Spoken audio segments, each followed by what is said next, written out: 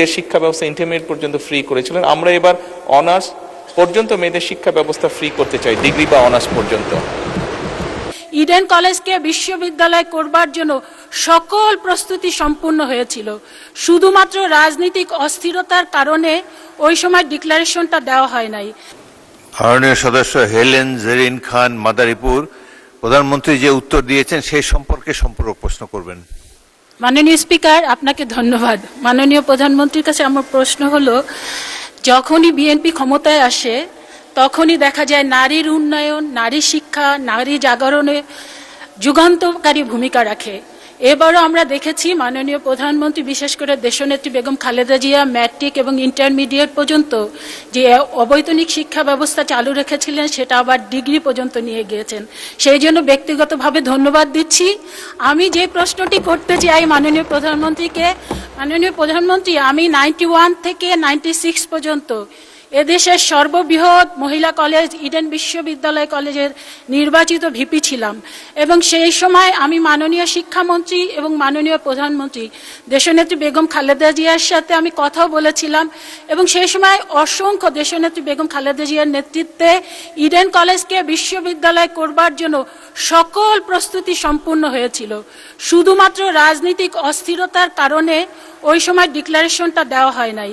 এখন আমি বলতে চাই মাননীয় প্রধানমন্ত্রীর কাছে আমার বিনীত আবেদন যে এখন ইডেন কলেজে প্রায় 23,000 ছাত্রী লেখাপড়া করছে, ওই কলেজটিকে বিশ্ববিদ্যালয় করার কোনো পদক্ষেপ নেবেন কিনা।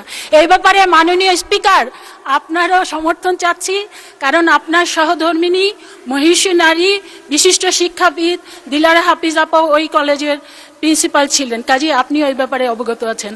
মাননীয় স্পিকার, আপনাকে ধন্যবাদ। মাননীয় প্রধানমন্ত্রী। ধন্যবাদ মাননীয় স্পিকার, ধন্যবাদ মাননীয় সংসদ সদস্য আপনার প্রশ্নের জন্য।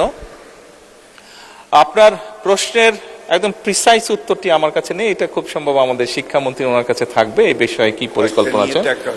জি, কয়েকটা নিয়ে একটা হয়েছে, সেই জন্য একদম প্রিসাইজ উত্তরটা শিক্ষামন্ত্রী সঠিকভাবে দিতে পারবেন বলে আমি মনে করি। তবে ওভারঅল আপনাকে আমি যেটা বলতে পারি, অবশ্যই সকল সময় বিএনপি সরকারের অনেকগুলো পরিকল্পনা, অন্যতম একটি মূল পরিকল্পনা ছিল নারীর শিক্ষাকে প্রায়োরিটি দেওয়া। এবং আপনি নিশ্চয়ই জানেন বিএনপি বর্তমান সরকার নারী শিক্ষার পাশাপাশি নারীদের এম্পাওয়ারমেন্ট, অর্থাৎ অর্থনৈতিকভাবেও যাতে তারা শক্তিশালী হতে পারে, এম্পাওয়ার্ড হতে পারে, সেই জন্য ফ্যামিলি কার্ড চালু করেছে।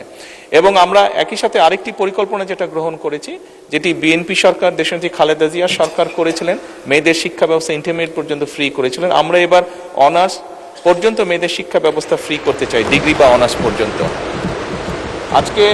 আজকে আমাদের সাথে গ্যালারিতে অনেক নারী শিক্ষার্থী উপস্থিত আছে, তারাও সরাসরি এই সংসদ অধিবেশনটি দেখছে। এবং শুধু তাই নয়, আমরা অনার্স পর্যন্ত যে নারীদের শিক্ষা ব্যবস্থা ফ্রি করব, তাদের মধ্যে যারা ভালো রেজাল্ট করবে তাদেরকে আমরা স্কলারশিপ দিতে চাই, এটাও আমরা করতে চাই। ধন্যবাদ মাননীয় স্পিকার।